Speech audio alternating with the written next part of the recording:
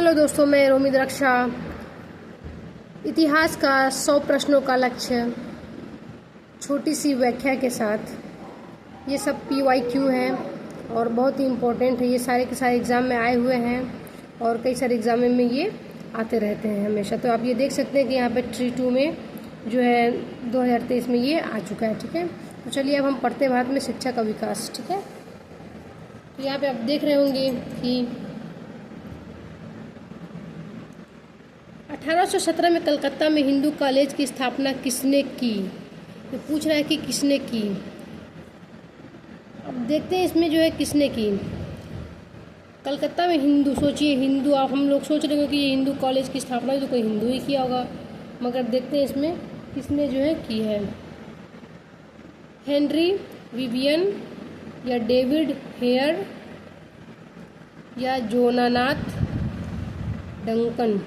तो इसमें जो है आपका ये डेविड हेयर ने, तो ध्यान दीजिएगा, डेविड हेयर ने किया। हेयर और हिंदू, ठीक है, हिंदू कॉलेज की स्थापना जो है कलकत्ता में डेविड हेयर ने किया था। ठीक है, आपको इसका छोटा सा समरी है, वो भी मैं आपको पढ़ा दूँ। तो यहाँ पे देखिए लिखा हुआ है, समरी छोटा सा है, व्याख्या किया गया है, बहुत अच्छा है, आपको और आसानी रहेगी पढ़ने में। यहाँ पे दिया हुआ है कि 1817 में कलकत्ता में हिंदू कॉलेज की स्थापना राम मोहन राय एवं डेविड हेयर ने की थी। यानी कि राम मोहन राय ने भी किया था। देखिए इसमें सिर्फ डेविड दिया था, लेकिन ये जो थोड़ा सा व्याख्या मैं आपको बता रही हूँ तो इसमें पता चल रहा है कि राम मोहन राय भी इसमें थे।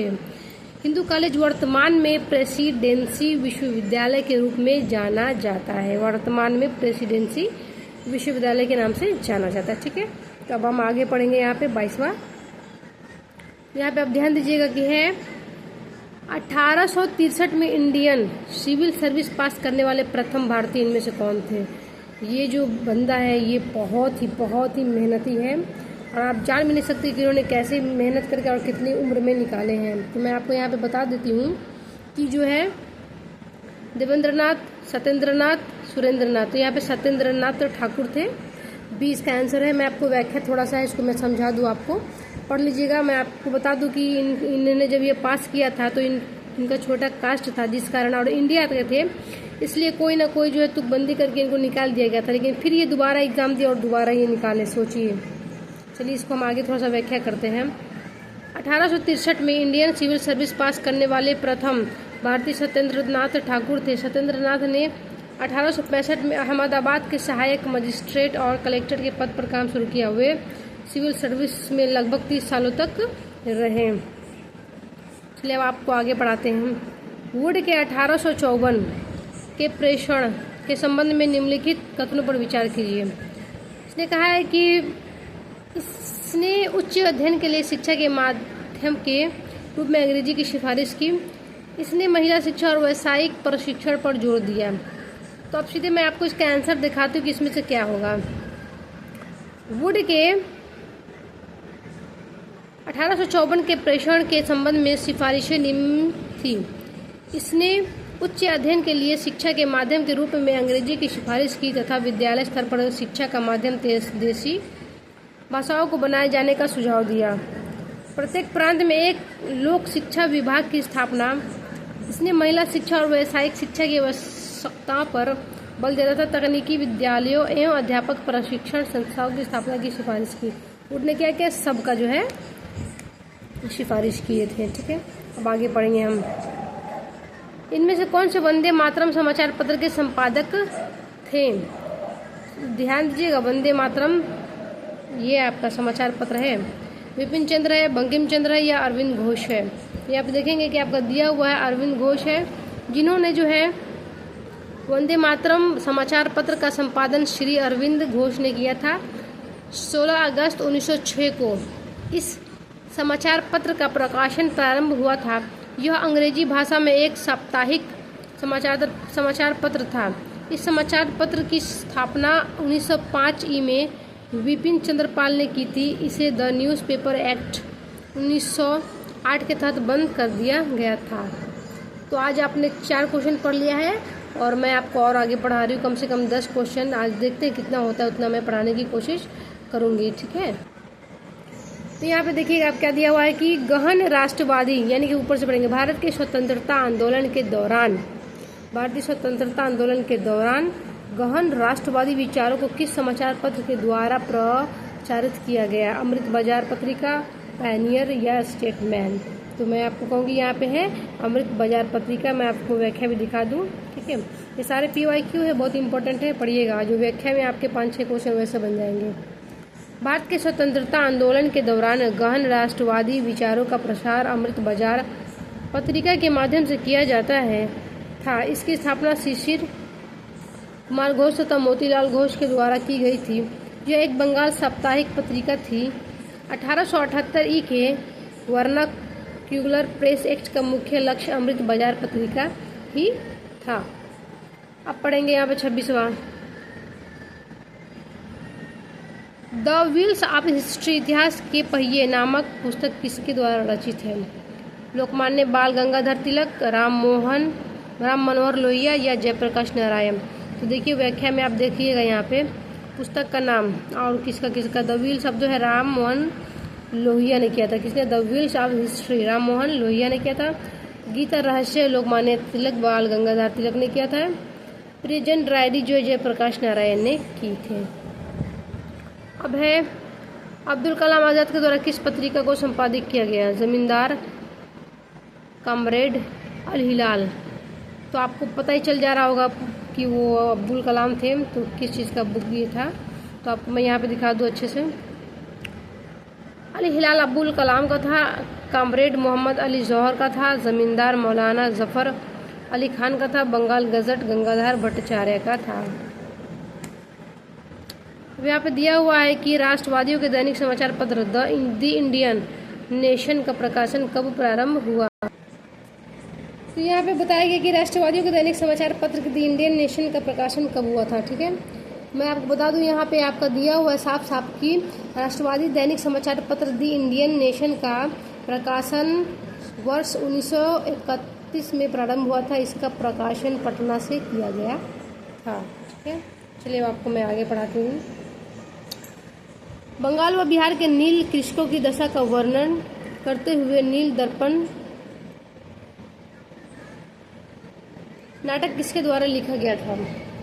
यहाँ पे ध्यान दीजिएगा कि आगे मैं सीधे आपको समरी दिखा दूँ ताकि आपको ईजी रहेगा।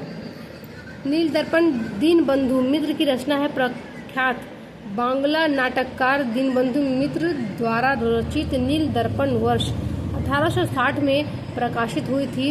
इसमें नील आंदोलन का विस्तृत वर्णन किया गया है। इंडिया डिवाइडेड पुस्तक किसने लिखी? इंडिया डिवाइडेड पुस्तक भारत के प्रथम राष्ट्रपति डॉक्टर राजेंद्र प्रसाद द्वारा लिखी गई थी, ठीक है। किसके द्वारा? डॉक्टर राजेंद्र प्रसाद के द्वारा।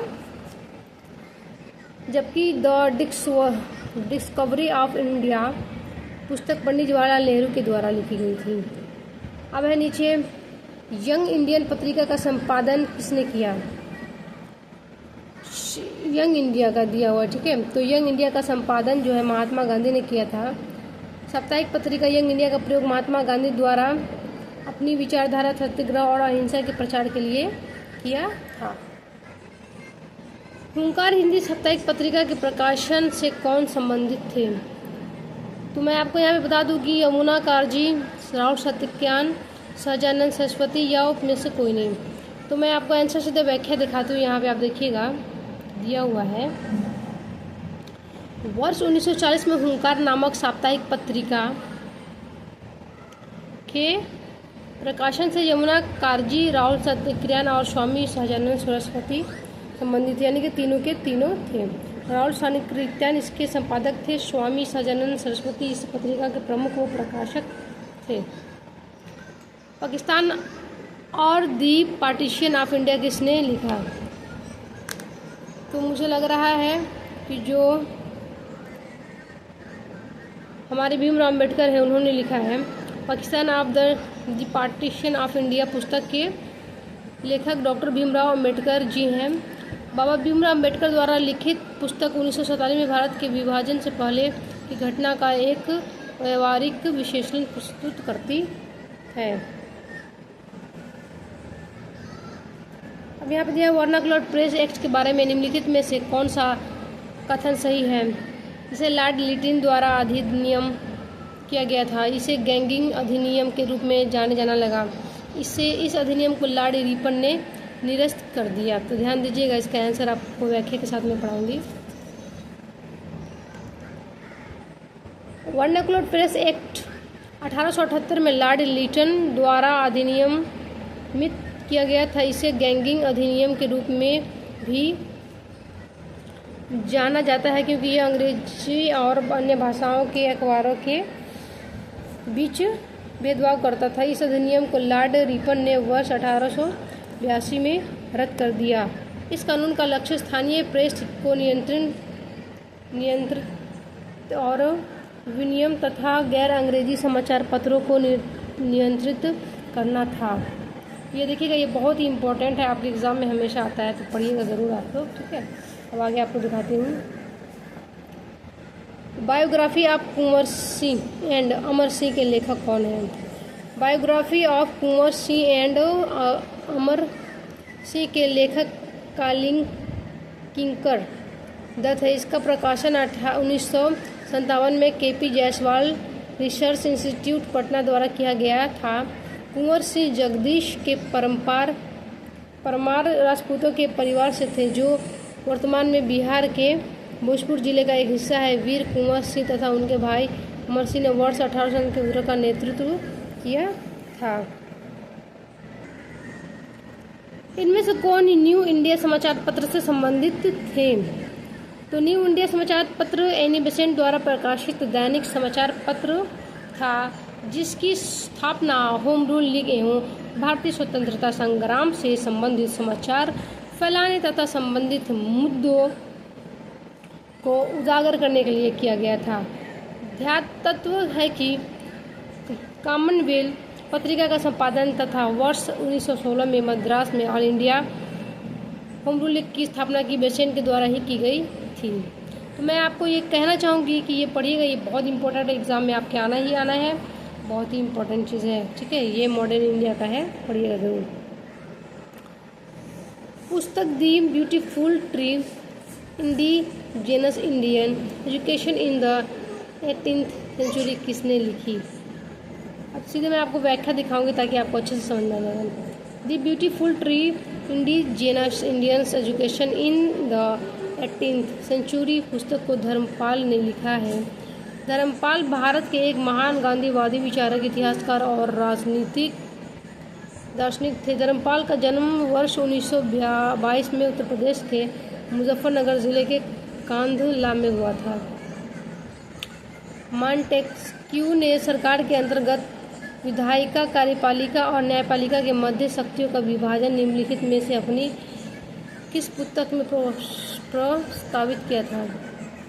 तो यहाँ पे आंसर आप देखिएगा, ये आंसर है कि फ्रांस के दार्शनिक मॉन्टेस्क्यू द्वारा लिखित पुस्तक the spirit of the laws राजनीतिक सिद्धांत पर आधारित एक पुस्तक है। यह पुस्तक सरकार के सिद्धांत और संरचना पर एक विस्तृत ग्रंथ है। इस पुस्तक में मॉन्टेस्क्यू ने सरकार के अंतर्गत विधायिका, कार्यपालिका और न्यायपालिका के मध्य शक्तियों का विभाजन प्रस्तावित किया है। उपयुक्त अन्य पुस्तक भी मॉन्टेस्क्यू द्वारा लिखित है।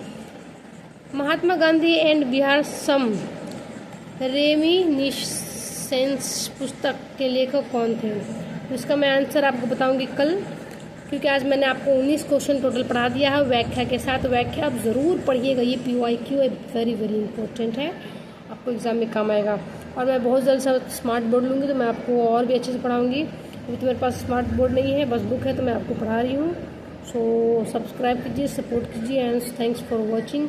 आप PDF के लिए मुझे कमेंट कर सकते हैं, और कोई भी टॉपिक अगर आपको पढ़ना है डिटेल्स तो मुझे आप कमेंट कर सकते हैं। ठीक है, सो थैंक्स फॉर वॉचिंग।